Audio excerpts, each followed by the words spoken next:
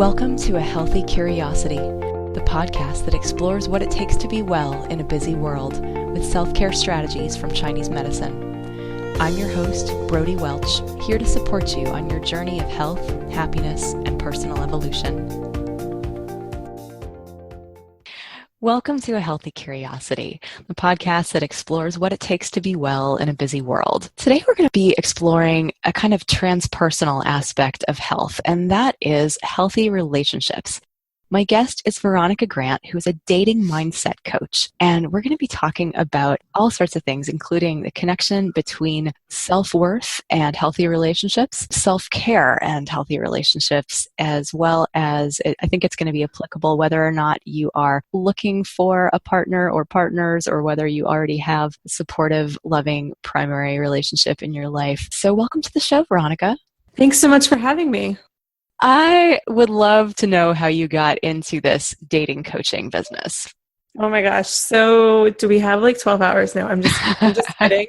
There's so many avenues of how I got here. It's just like a bunch of things all merging into one, which is, if you told me even a few years ago that I was going to be a dating coach, I would have thought you were crazy, like from outer space or something like that. It is kind of still crazy and surreal for me, but I love everything that I do. So I'm so happy to be where I am today. But I guess I kind of have to tell you a little bit about my personal story as well as my business story, but it really goes back to when I was in middle school, high school, and, started getting interested in guys and realizing that boys were a thing that I could have crushes on and like and date and all that kind of stuff. But ever since I became aware of that, I just wanted to be in a loving relationship. I was desperate for my soulmate. And so for your American listeners who are familiar with the American TV show How I Met Your Mother, I always used to call myself the female version of Ted Mosby, but way more chronically single. So if you're familiar with that, then you'll understand that reference. But anyways, I just always wanted to be in a relationship. Yet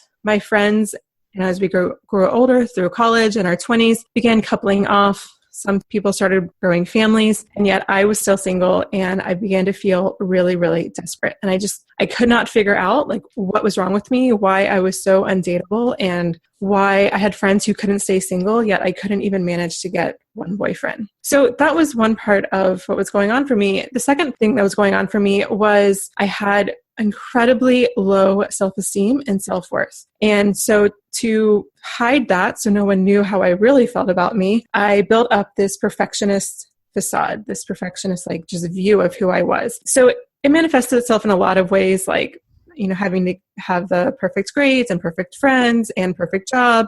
And, God forbid, should I not have plans on a Friday night? Like that was, my world crumbling down. But the biggest thing that I believed that I felt like I could change was if I could change my body and if I could change my weight, then I could have any guy that I wanted to have. So I literally would diet, count calories. I remember I have memories of running up and down, like closing my office door when I had a job and running up and down, like running in place in my office just to burn a couple extra calories because I was going to go out to happy hour after work rather than going to the gym, and I had to quote unquote earn my calories. So, that was really how I was for years. And I just believed if I could just lose these last 5 to 10 pounds, then I could have any guy that I wanted.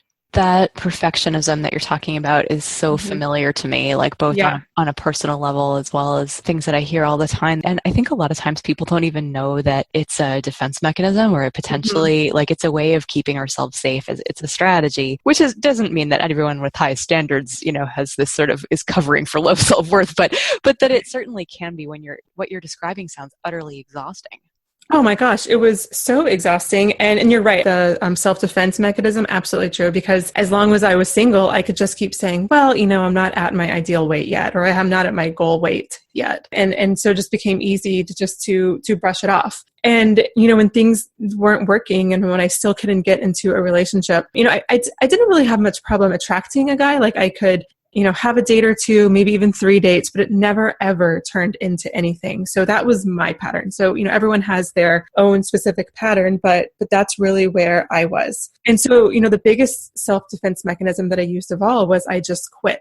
And I told myself and I told my friends and family that I wasn't interested in a relationship, that I had other things going on in my life. And that's what I wanted to focus my time and energy on. And the thing is that like, if that's someone's reality, like they're just not interested in a relationship at that point in their life, like there's nothing wrong with that. So I'm not saying we all have to be zeroed in on a relationship. But for you, it was a cover. It was like, it was exactly. You did want that, but you didn't want to feel rejected, or? I didn't want to feel rejected. And because I'd had built this perfectionist facade around me, like I didn't really know who I was. And there was no ability for me to access just who I was at a deeper level. And because of that, I really believe that I literally had no ability to be vulnerable. And, admitting something to someone that you can't do something, or you don't know how to do something, or that you need help is incredibly vulnerable.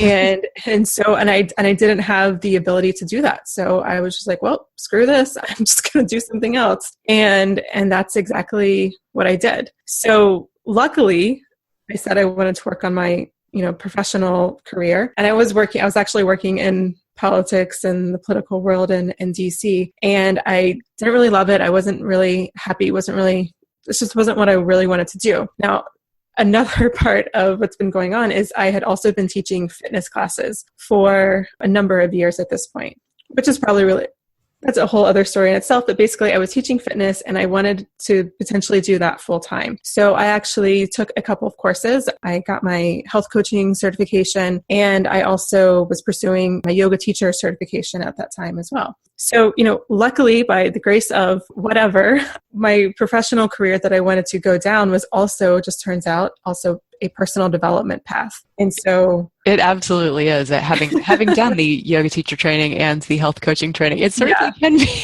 Definitely. It leads you, it teaches you, and you evolve and you change. So were you able to get into that vulnerability, or to get into, oh yeah. I mean, it sounds like also the mindset that you were in was kind of about like being accepted by someone else. Like, like what can I do to get someone to want to be with me, which seems like very much like outsourcing your self-worth to that person as a absolutely. Inside So my health coaching program and my yoga teacher program, they forced me to start looking inward and getting to know who I was. And just starting a business is probably the biggest self-growth teacher out there, because it's super scary to send your first newsletter or to, create your first website and hang up your shingles that you're open for business. And so all of this stuff just allowed me to grow in the way that I needed to grow. And mind you, I wasn't really focusing so much on the dating. Like I was dating, but it wasn't, my number one focus like it had been for so long. However, when I was going through this growth, I realized just kind of like, oh, this is interesting. I started attracting really great guys. Like I was going on really great dates. I was having a lot of fun. And whether or not the date actually turned into anything, into a relationship, I was able to deal with the emotional ups and downs that come with, or just inevitable in any kind of dating. And it wasn't that long afterwards that I finally met Stevie, and we've been together now for 3.5 years, and we got engaged over the summer. Oh, congratulations. Thank you. We're really excited. And I truly believe that like I couldn't have the relationship that I have with him now if I had still been in this like must lose 5 more pounds mentality, or need to count all the calories mentality, because it just, to be in the relationship, I think, that I wanted to be in, that I think that most of your listeners probably want to be in, it just requires that vulnerability and that self-awareness and that access to your inner self that is really hard to access, if not impossible to access, when you just got this perfectionist facade built around you. And like, I love the phrase you said, outsourcing your self-worth. I think that's brilliant. So I'm curious as to how you help your clients with that. Like what steps do you help them take in order to start to soften that perfectionism? Or I mean, do you start directly with the self-worth stuff? Like, so I'm curious. Yeah. The self-worth isn't always necessarily the first thing that we start with. When I work with my group clients, that's different, because it just is like, this is module 1, this is module 2. When it's private clients, it's a little bit different, because sometimes I start working with someone and they're not even aware that they have low self-worth or low self-confidence, because it's almost like the norm for them. It's like the norm to be wondering what people are thinking about you, or the norm to always put other people first before your own needs. Oh, women are so socialized in our culture to be caretakers and to Yeah. cater to the needs of, if you're a heterosexual woman, a man, and just in general, that, I mean, even just judging yourself by your outward appearance, and I mean, there's so much about that like what men are consider attractive is so different than what women think they need to become in order to quote unquote be attractive in a conventional way. And of course, the convention is one tiny slice of what's attractive out there to humans. Mm-hmm. Exactly. Yeah. And so it just kind of depends. Like, I don't ever get into like a first client call or like a clarity consultation, a clarity session and say, oh, it must be because you don't have any confidence or something. Right. Right. Some people like just don't have the awareness, because like, I don't think I did. I had no reason, at least from the outside, to feel like I remember thinking, back earlier in my life, like if I just lost 5 more pounds, then I would be able to get into the relationship that I wanted. But I just like, that was my equation. Like, it wasn't like I don't think that I was aware that I had low self-confidence, probably because my mom always used to tell me how confident I acted and seemed, because on the outside, it did look like I have a lot of things going for me. Like, I was popular, had a lot of friends, and made good grades. I went to a great college, grad school, had really great early career before I switched. That was, really promising. So I don't think I realized that I didn't have confidence, and that I was just using this thing of like, having the perfect body to fill in this void. Now it's like incredibly obvious, but it's just not something that I think everyone is totally aware of. So to answer your question, I think, generally the first thing that I do with my clients is to figure out what they actually want to have and to feel in their ideal relationship. Because I find a lot of times, whether a woman is older or even getting out of a divorce or a marriage or out of a long-term relationship, a lot of times it's very common for women to lose themselves or to not have a strong sense of identity. And so it's really amazing how, one of the first questions I ask is, okay, so what do you want to have in your ideal relationship? What do you want to feel in your ideal relationship? And I just get a lot of blank stares because we don't really take the time to think about it. We might have a perfect man list, but that's totally different. Like, that's not a relationship. That's just like this person that may or may not exist in real life. Exactly. And that's, I think, a really brilliant point. Like, I was in a relationship from 23 to 33, and I got divorced in my early 30s and then found myself single in this college town where, like everyone that I met is a patient and therefore like off limits in terms of even reaching out to you as a friend, much less a relationship. Mm-hmm. And it was one of those like dating became like this part-time job, and it became really clarifying for me as to kind of like, what am I looking for? Just like that. Actually, I feel like online dating is kind of brilliant in terms of helping you really assess, like, well, am I looking for something short-term or long-term? Do I want meaningless sex or a lifetime partner? Or, like just thinking about kind of like, where are you and what are you looking for at this particular time? Because relationships are basically just agreements that can be based on any number of things, and having that kind of like mutually aligned vision of like, what are we creating together? Like, is this about children? Is this about being the power couple? Is this about having someone to go on hikes with? Or is this about like having like a smoking hot sex life? Like, it can exist around a variety of things, and it can be really clarifying, I think, to just even like fill out a profile. Yeah. I don't know. Do you help people with that, or like, do you? Oh yeah. Like online dating is a good thing, or like? Yeah, I love online dating. I don't talk about online dating too much inside my business, and it's not because I don't love it, because I love it. I think it's a fabulous tool for pretty much exactly or what you just said. But also, it just helps if you're busy or introverted or just don't like to go out very much, but still want to keep an active dating life. It's a great tool for that. But the problem with online dating is that women view it as a problem rather than a symptom of a problem.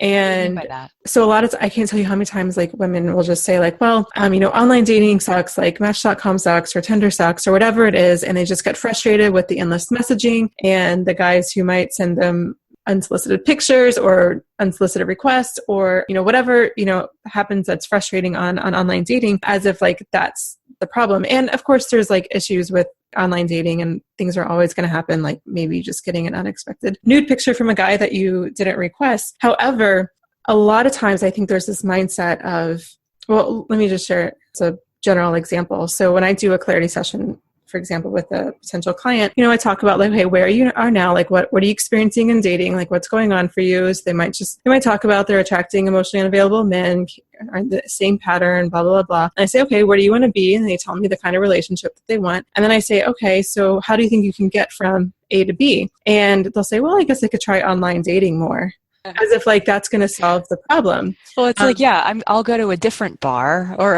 like it's the same people, right? It's the right. Same people out So, again, online dating is great. However, if you approach it as if it's going to solve all your dating problems, then it's not.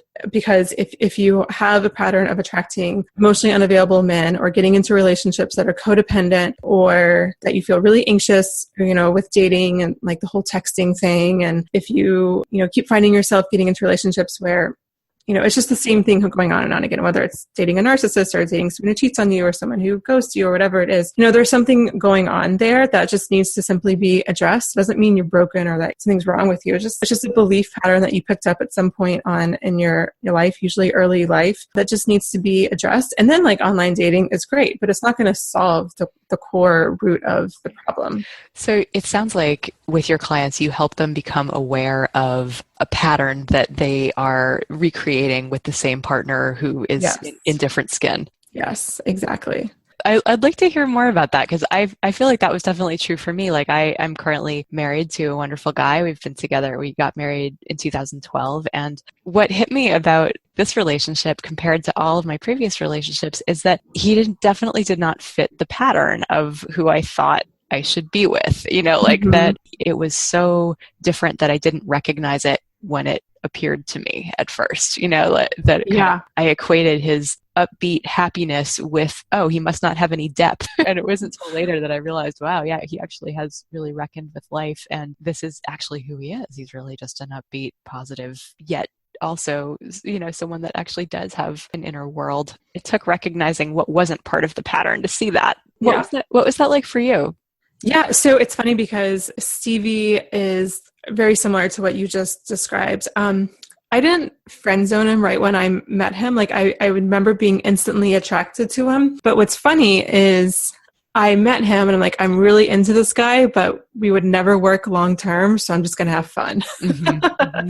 Which is completely the opposite of what I would do before. I'm like, oh my God, I have to make this work with this guy. This guy's perfect. I don't know when I'm going to meet another guy again. And I would, be putting on the show basically. And so it's just really funny that, I was basically in the opposite mindset meeting him, because I was like, oh, he's great. I really am into him, but it's not going to be anything serious. Yeah, that's actually, as you say that is actually sort of more the mindset that I was in. I ruled out Jeremy because he had kids and I didn't want kids. And that seems like a pretty big deal breaker. So you went into it with the mindset of you're just going to have fun, and then it, lo and behold, turned into something deeper than that. Yeah.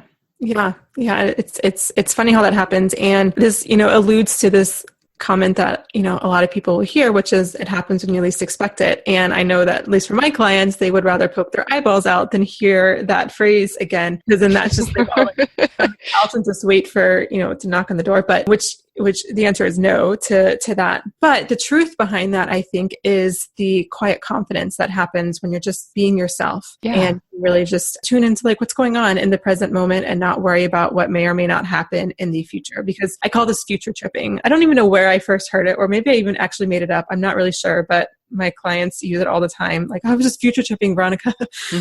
But yeah, when you meet someone and if you really like them, or you're just, anxious about when the next date it's going to be, I mean, that's all future tripping. And when you're future tripping, it's really hard to feel confident, because you're unsure of what's going to happen or what's not going to happen. It's really hard to just tap into just being your normal, natural, awesome self. And of course, that's going to affect the relationship and how he sees you and the energy. And, there is definitely truth behind that comment of it happens when you least expect it, but that doesn't mean that you get to just sit at home and wait for someone to drop a man. Yeah. So it doesn't mean do nothing, but you're suggesting that there's a certain level of comfort that we have to embody kind of already. Yeah, exactly. This episode of A Healthy Curiosity is brought to you by the coaching branch of BrodieWelch.com. Yes, that is me. In early 2017, I'm going to be opening up my schedule to coach just a handful of people one-on-one who are interested in showing up differently in the world. If you're wanting to feel more calm, confident, have more energy, ditch an old pattern, set a boundary, or change the one thing that you know will change everything, I would love to support you. Deep, transformative change can be hard, and it's way easier when you have someone in your corner who believes in you, who can amplify your strength, and who has lots of tools in her toolbox. If you'd like that person to be me, email me at Brodie@BrodieWelch.com. That's Brodie with an IE and Welch with a CH, and let me know that you're interested. Now back to today's show. I don't know if any of your readers have ever read a book. It's Marie Forleo's book, How to Make Any Man Want You. And one of the things that she says, which I love, she says, date for fun, not for the one. And obviously easier said than done, but that's really this quiet confidence that I'm, referring to. Just, going out, staying present, having fun, whether or not anything comes from the date, but just simply like enjoying it for what it is, which is just an experience, a good conversation, hopefully, and a drink or dinner or coffee or whatever the date's over, and let it be that, and then take next steps as the next steps come. But I remember like being stressed out about is date 2 or 3 going to happen even before date 1 ever happened?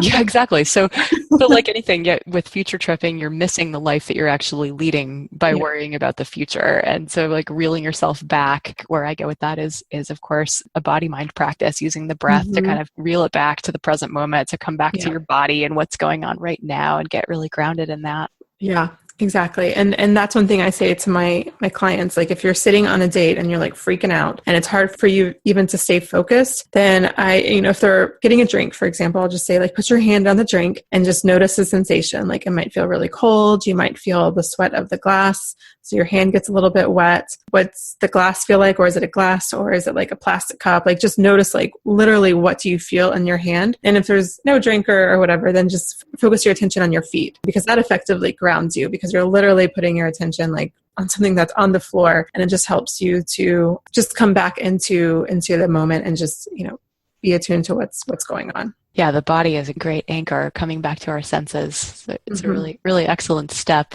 I notice on your website, your tagline under your name says something about treating yourself the way you want to be treated, and you use the phrase "date yourself." So I'd love to hear more about what that means to you and how it can translate into how other people are treating us. Yeah, definitely. So, well, let me just explain what dating yourself is. So some parts of dating yourself are, literally what it sounds like. So things you would want a partner to do for you. So whether it's buying you flowers or taking you out for a nice drink or a meal or cooking you a romantic meal or writing yourself a love note, whatever those, all that kind of stuff, that is dating itself in its very like classic form. And like you can probably go online and find a bunch of stuff about that. But I take dating yourself a step further. And honestly, it probably is most synonymous with self-care. And it's just taking time to do things for you, by yourself, things that will help you to feel how you want to feel in your ideal relationship. So this goes back really to the first thing that I have my clients do, which is figure out how they want to feel and what they want to have in their ideal relationship. And it's like, okay, well, let's start creating that for yourself. So you want to feel cherished and loved and secure and beautiful or desired in your ideal relationship. So what are some things that you can do, for yourself, by yourself, things that can take 5 minutes or things that could take 60 minutes or more if you had the time, that will help you to feel that way. So if you want to feel calm and relaxed in a relationship, then something like journaling or meditating can be really helpful. If you want to feel loved in your ideal relationship, then love notes or affirmations or mantras can be really helpful for you. So that's not traditional dating yourself if you were to, search for it on, the internet. But really what this idea is, treating yourself the way you want to be treated, because the truth is that we teach others and we really show others how we expect to be treated. So if we treat ourselves like crap, then it's hard to expect anything different from somebody else. And if you're never putting yourself first and never taking care of yourself and filling up your own cup, then you're not teaching other people that that's something that's important to you and that's a priority. And then they're just not going to do it either. I feel like that's so true. I hear that a lot.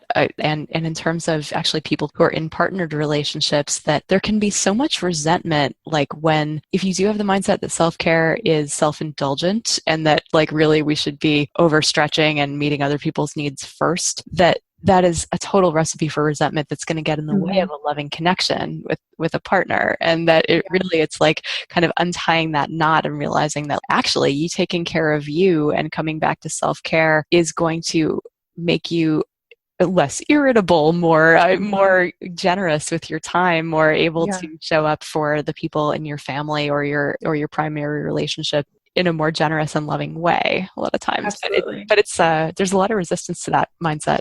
Yeah, and I don't know if that's like a nurture versus nature thing. Probably more nurture, my guess is. But the cool thing about this is that this works and is so helpful whether or not you're single or in a relationship. So for example, for Stevie and me, whenever I just feel like Stevie and I are in a funk or we're not really connecting, or even if we're just like in a period where we're just picking fights with each other a lot, I feel like used to be, at least my first impulse would be to nag him about something like, oh, why don't you do this? Or you should do that, or whatever. But 9 times out of 10, if I just take some time and take care of myself, do a few dates with myself, really lean into my self-care, then the problem, whatever that the issue was, is completely resolved. And we can just go back to being the happy couple that we are.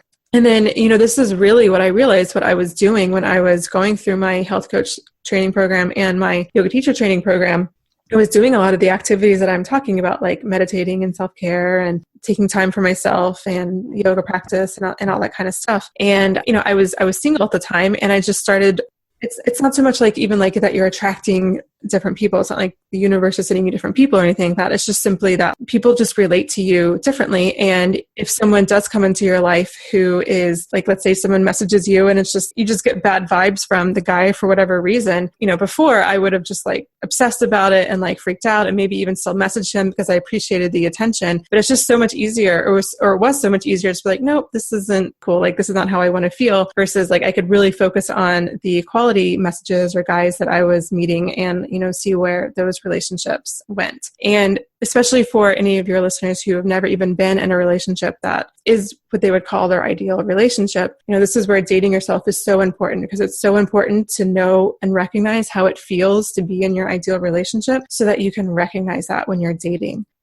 Because I find a lot of women like don't even know what a quote unquote healthy relationship even feels like. Yeah, and that seems like kind of a difficult thing if somebody doesn't know what a healthy relationship feels like. Well, I guess it sounds like your advice is going to be starting by creating healthy routines and healthy self-care. Yeah. And broadening out from there.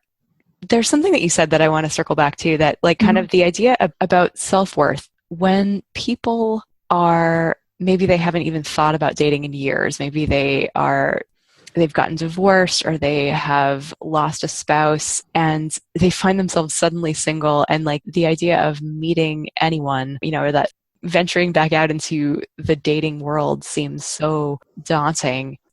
What advice do you have for people in terms of, because these people pretty much know who they are and what they're about. It's not a self-worth thing. It's just like, it just feels like this abyss. Yeah. So, that's a great question. So there's a few things that I would say for that. So the first thing is to date yourself. It always comes back to dating yourself, and really date yourself in the sense of the more traditional modes of dating, like take yourself out, write yourself a love note, just, get into that kind of habit and the mindset. And then for, those people, I think getting support is really helpful, especially when you just have no idea, you haven't dated since texting was a thing. Because the truth is, for that age group, for middle-aged to older women, or just people in general, online dating is a really great tool. And that would be the number one place I would start. And, that can be obviously a little intimidating. So that's why I say getting some support, whether it's, with a coach, like someone like me or someone else, or just a friend who is familiar or currently dating. I think, that's really helpful. Do you have a favorite online dating site that you point people to? Oh gosh, it's such a hard question because it totally depends where you are. So I'm in Dallas, and Match.com is really big here. Their headquarters are here, so I'm not sure if that's why. So that's definitely the most popular, I think, with the group of people that you're asking me about. So people who have been married and are in their 40s or 50s or so. That would probably be my number one pick, I think. Really? Yeah. Match.com. My experience with Match.com Really? was so terrible. I think because their algorithm is really not nearly as sophisticated as, for example, OkCupid. Okay. The idea of like, hey, you guys are a good match because you both like cats, and like, like I think I put that like I work out, like I lift weights, like, or whatever. I don't like lifting weights, but I do it, because but it's like, you both love lifting weights and you're both Geminis, or I mean, it's those kinds of things where I'm like, really, this is how you're so a couple of things. So first of all, it depends on the location. So, or OkCupid, I found was more popular over on the East Coast. When I was living in DC, like nobody did Match.com. Everyone was doing OkCupid. So it's just so location dependent. Interesting. But, I do have a few clients who are in their 50s and 60s, and I don't know, your jaw might drop, but they have pretty good luck with both Bumble and Tinder. Uh-huh. Bumble, for those of your listeners who don't know, it's a little bit newer. It's like Tinder, but women have to message the guys first. And I actually really love the swipe apps. I think they can emulate meeting someone in real life more than a profile, because it's not like you get a profile when you meet someone, at a bar or at a party or a yoga class or whatever. So it can kind of bring it back to like, hey, here are you, like you look cool or interesting. So it's actually kind of a way of tapping into like, who am I attracted to in a really body way, as opposed to like, oh, this person, he seems like we would get, have a lot in common. Or... Right. Because a lot of the things on OkCupid and Match, like the questions they ask you, I help my clients write profiles that are compelling and help them to, really paint a picture of who they are. But, most profiles out there, it's honestly a lot of arbitrary information until we make decisions based on arbitrary things. And I'll just give you a quick example. So I went to the University of North Carolina, UNC, so I'm a huge Tar Heels fan, especially around basketball season. And our arch nemesis is Duke. So I hate all things Duke. I hate Duke basketball, and I apologize to any listeners who went to Duke or are Duke fans. But what was really funny is I was on OkCupid, and I was looking at this profile, and this guy looked great. Everything looked awesome about him. And then he mentioned like how he loves Duke basketball. And I was like, nope. It's never going to work. And like, it was so silly. And I logically knew how ridiculous and arbitrary this was, but I just couldn't get around it. I was like, no, I'm sorry. I know that he's a Duke fan. Like, can't do it. But like, had I like not known that and met him like out in person first, or if I had just seen him on Tinder or Bumble and didn't know everything there was to know about him and just thought he was an interesting, attractive guy and we had a lot in common, I probably would have let the Duke thing slide, and it probably would have just been like this thing that happened that we talked about in our relationship. But, so a lot of times we do kind of make some of those arbitrary decisions. Sometimes, I was consciously making this. I knew it was ridiculous, but sometimes we just make it even unconsciously, or even the conscious decisions. We're not even aware that it in fact is an arbitrary thing that will actually change the likelihood of whether or not the relationship will work. I'll just mention one other dating app that's brand new. And I only know it pretty well because I just interviewed the founder on my podcast, and it's called Dragon Fruit. So I don't know how many people are on it or what the age range of it is, but it's definitely worth checking out. And they're most popular in New York because that's where he is, the founder, and they're on the East Coast generally, but there are other places too. But they call themselves the dating app for nerds. But it's not really, it is kind of nerds, but it's really just people who are really interested in a particular topic or something like that. And so you choose your geekdom, like the thing that you're really interested in, and you rank them, and then they match you based on your rankings versus someone else's rankings. So like how you said earlier, Match.com or match you with someone because they liked, you both like cats or something. Well, they have seen that as a problem. And so their algorithm, obviously I don't know everything about it, but they rank your interests differently so that you're more attracted to people where you have more similar interests that are actually important to you. So it's definitely worth checking that out. That's great. That's great. I love that about OkCupid too, that it gets into like the different aspects of life. You can learn different aspects of how you might actually get along with this person, lifestyle wise, and political beliefs, and, sex and hobbies, and like kind of all that kind of thing. But the geekdom thing, that sounds super fun. Yeah. I would definitely recommend checking that one out. It's funny. I have dating profiles on a lot of the sites because I just, as a male, so I can see what women are doing, because sure, I can market research, right? Yeah, exactly. But yeah, it seems like a really great app for sure. But I never Nice. messed with X. I don't want to. What about for LGBT people out there? Is there one like more than the other that you would recommend? I can't give a good answer for that. I work mostly with heterosexual women, so I'm just not really sure. All right. Well, I definitely know OkCupid is a resource there. So if you happen to be listening. So getting back to things that people don't necessarily connect with dating, but that are part of your central message, I want to circle back to boundaries. I'm wondering what you can tell me about boundaries in relationships, that when people find themselves getting involved in relationships where they feel like, I hear this a lot of women getting sucked into drama or being jerked around and wishing that they hadn't given permission for this other person to kind of rock their world so much. And so like, what advice can you give people who may be dealing with boundary issues? So there's two different parts to this question. There's one part that's just more related to when you're initially dating and meeting someone. And then of course, when you're like in a relationship and the boundaries within that relationship.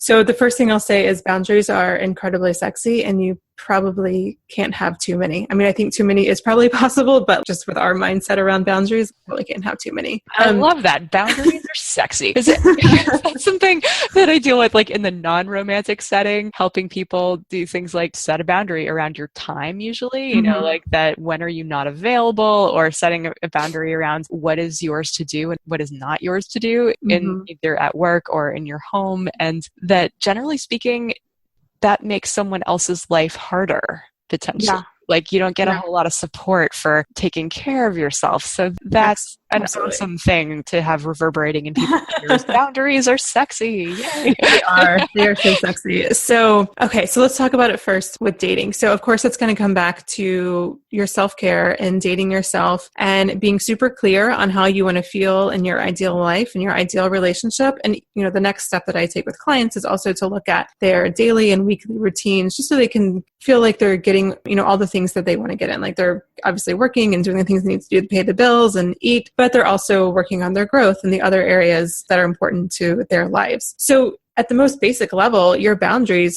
really exist around that perimeter. And when that perimeter starts getting infringed, like let's say you want to feel a certain way in your ideal relationship, but someone's making you feel like crap, somewhere along the way, a boundary is being broken or not being honored. Or if you want to exercise a couple of times a week or a certain amount of times a week, or Sunday evenings is your meal prep time for the week and you're not getting all that done because of some guy or you're dating or a relationship, well, then again, or your partner, then you know a boundary is not being honored as well. Yeah. So, you know, that's really boundaries from the more dating perspective. And then when it comes to boundaries in your relationship, you know, I think that it's really interesting because obviously the boundaries around self-care and all that kind of stuff will stay. But I've also found both in my experience, but then also with my clients' experience, is that we don't always know what our boundaries will end up being because we change and evolve and our partner grows and evolves. And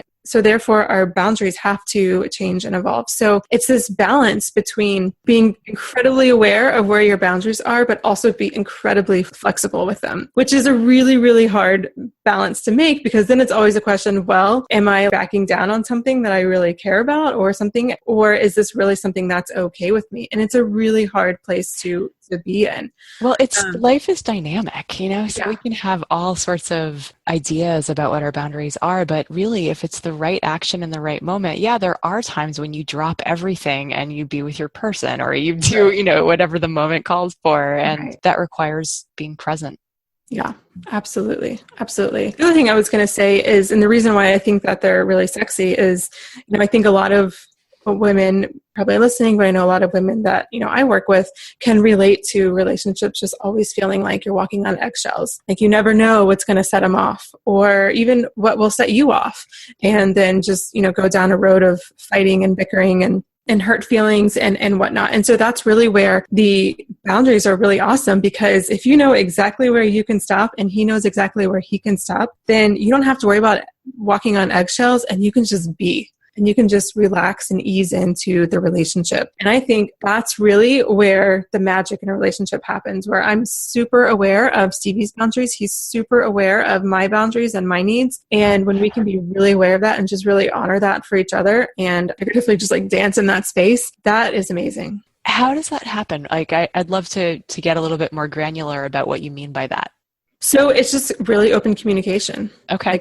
Like really, really open communication, and starting with the I feel statements. Like when, I feel like X when you do this, rather than being like, you always do that, or you never do this. Always and never. It's a really, really obvious words that it's not about what's happening now. The person. Yeah. Amygdala hijacked. Being able to determine whether or not something really is a boundary for you, or if it's just something that's attached to your ego, and you can let that go. And so that is, less work with your partner, and that is really just more work with yourself. And I'll just give you a quick example. So Stevie and I are both Jewish, and he was raised more religious, so from a kosher home, and I was not. But he really wanted to have a kosher home when we moved in together. And if you'd asked me like 5 years ago if I'd ever have a kosher kitchen, I'd be like, oh, I'm not religious like that. Like that's weird. That's crazy. And so like you would think, or I would think maybe that would be a boundary, like having a kosher home. But what I really realized was that it was just simply my ego thinking, well, that's just weird or crazy to be that religious or to have a kosher home. But in practicality, I'm 90% vegan, 95% vegetarian, like having a kosher home. Like I'm not going to miss my bacon. Right. It's pretty easy for you to accommodate something that's really pretty core and central for your person. Yeah. It's like really important for him. It really makes zero difference in my life. So it's not an actual boundary for me. It's just simply that something my ego was attached to because I had created some story around being religious. Right. And so I think that's, another way to look at boundaries. And this is where it can get really tricky, and where, working with someone or just being really in tune with yourself to figure out like, okay, what is really actually just my ego just creating a story around something, and what is actually something that's the essence of who I am, and that would like be impeding on that. Well, and that kind of gets to the beauty, I think, of being in relationships that help us grow, is that who we think we are is forever evolving. Mm-hmm. And so it's like the core of who we are may remain the same, but how we show up in the world and the things that we do and the things that like we could never imagine ourselves doing.